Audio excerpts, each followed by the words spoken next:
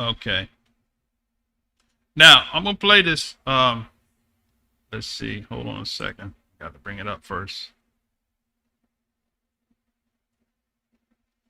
It's kind of comical. This video is kind of comical, but um, it's a lot of truth. She's a comedian. As soon as I find,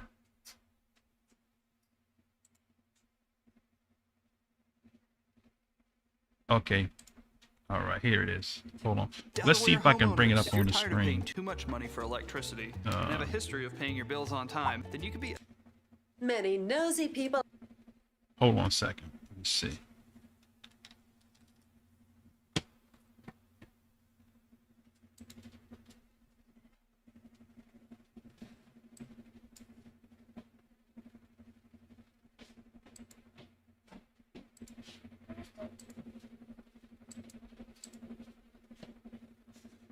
Okay, here it is. Let's see if I can do this.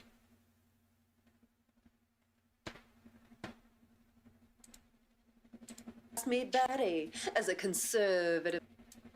Many nosy people ask me Betty as a conservative Christian, why are you so obsessed with abortion when Jesus never mentioned it? Not even once.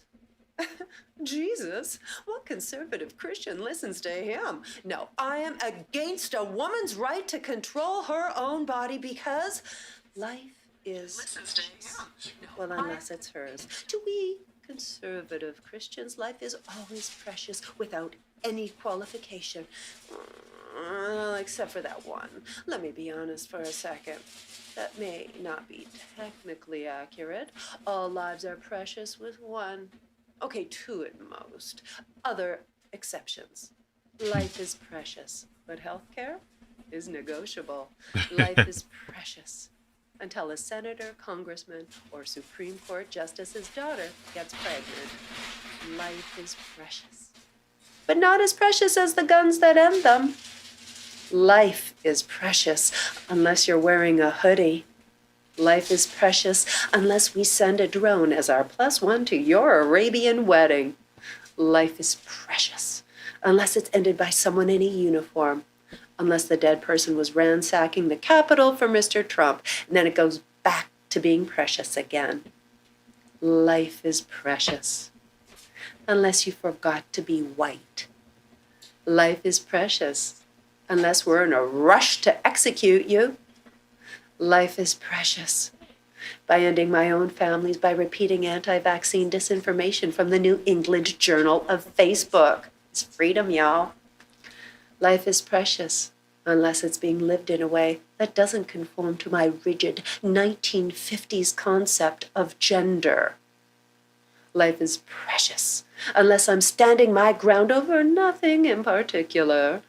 Life is precious unless you have a disease I don't.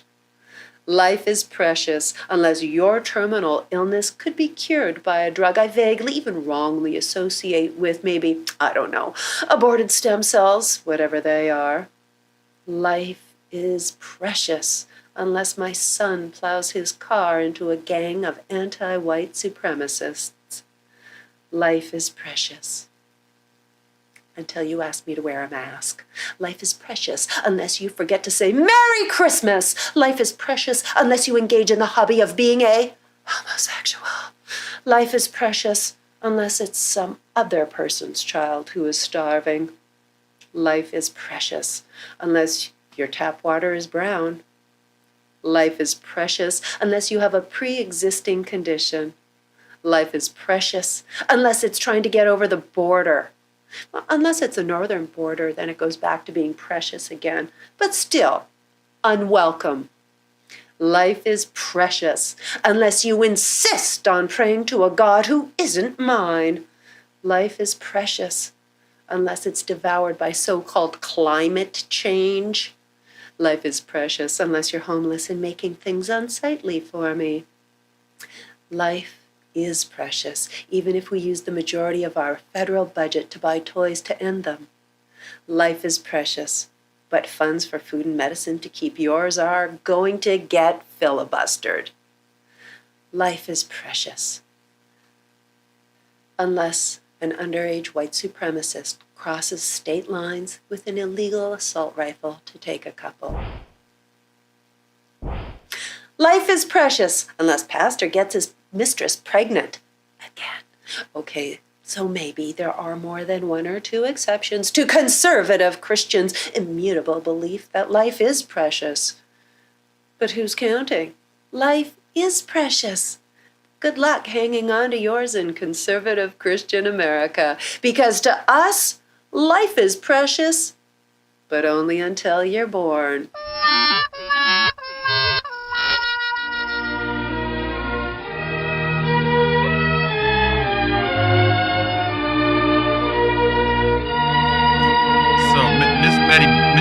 Miss Betty Bowers, that's her name.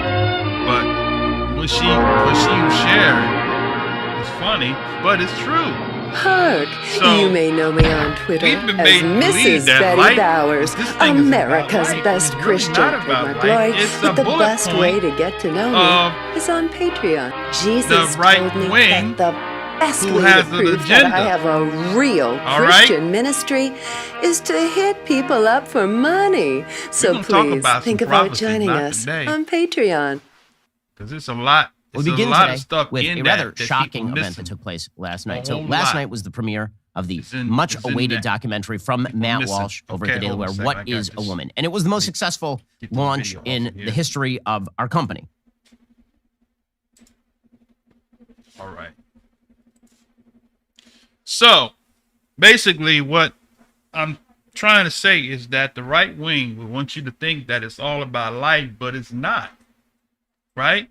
It's not about America. It's not about a revival coming to America. As a matter of fact, please show me in the scriptures where it says that it's going to be an end time revival, because I haven't found it yet. Have you found that yet? Everybody tell me it's going to be an end time revival. Where in the book does it say it's going to be an end time revival? But that's what they want you to believe, right? They've got songs about it. It's going to be a revival in the land. There's going to be a revival in the land, right? But you can't find it in the Bible. Where does the Bible say it's going to be a revival, a last day revival? Well, revival is not in the Bible, just like rapture is not in the Bible. And people dying and going to heaven is not in the Bible either.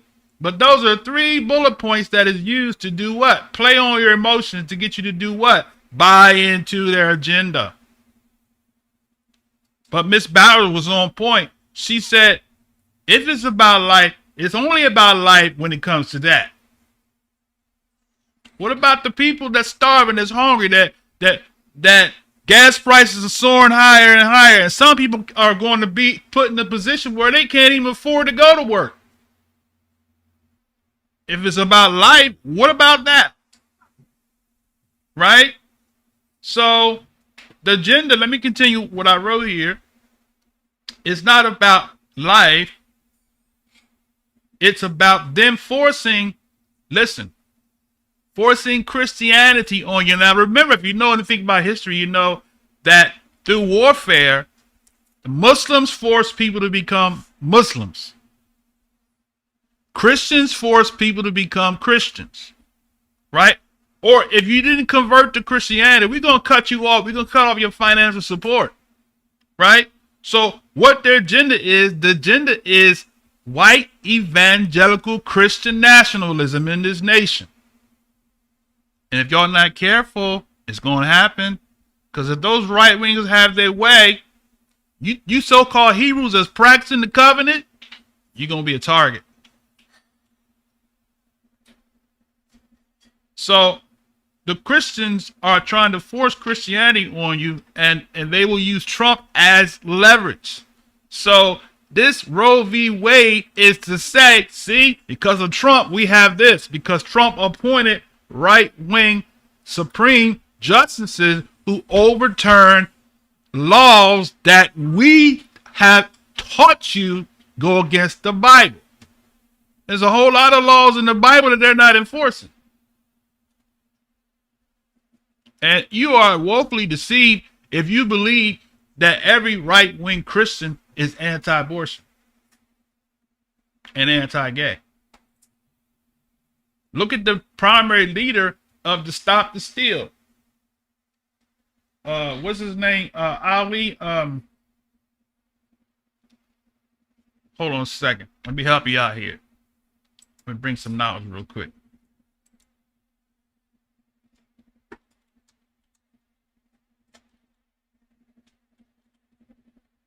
Okay. Yeah, okay, here he is right here. Ali Alexander. Okay. Ali Alexander came out the closet as a same-sex loving male. You don't believe me? Ask Beverly Beatty. When she found out that Ali Alexander, the head of the Stop the Steal, was a professing same-sex, gender-loving male, she had a problem with that. Because the bullet point is, oh, the conservatives are against traditional values. No, they're not.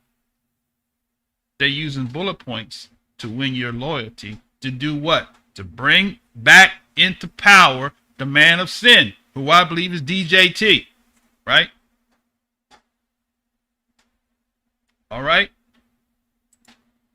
So they're using that as leverage, because I'm going to tell you what their attempt is to do.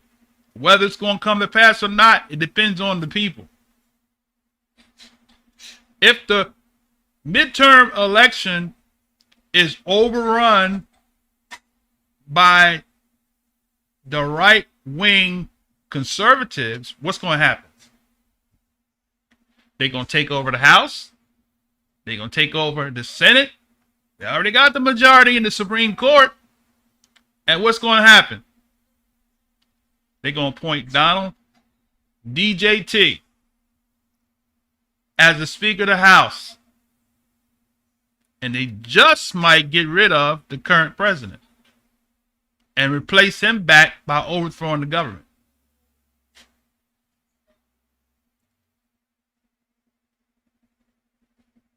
Sound far-fetched? Now, I want to read something real quick, then we're going to get back. We're going to get into the lesson. All right. Let's go to 1 Thessalonians, right? Real quick. This is a little point, because the Most High, this is about Israel. This is not about America, right? The attempt is to keep you away from Yah's law, to make you think that, oh, we're not under the law no more. Law's cruel. The people of the book have to return to the covenant. Why? Because it's been prophesied in the end of days, huh? Okay, finish that up. All right, go ahead. She gonna finish out. Stop 23. I just started. Wait a minute, hold on a second. Let me bring this. I'm gonna try to see if I can bring it on the screen here. All right, we're gonna try to do this here. All right. Okay. All right, go ahead. Luke 21, verse 23. But woe unto them that are with child, and to them that give suck in those days. For there shall be great distress in the land, and wrath upon this people. And they shall fall by the edge of the sword, and shall be led away captive into all nations. And Jerusalem shall be trodden down of the Gentiles, until the times of the Gentiles be fulfilled. All right. So now, what you want to add to that?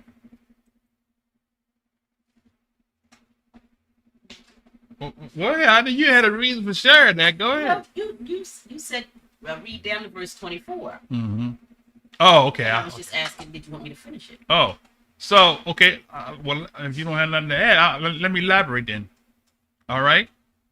So,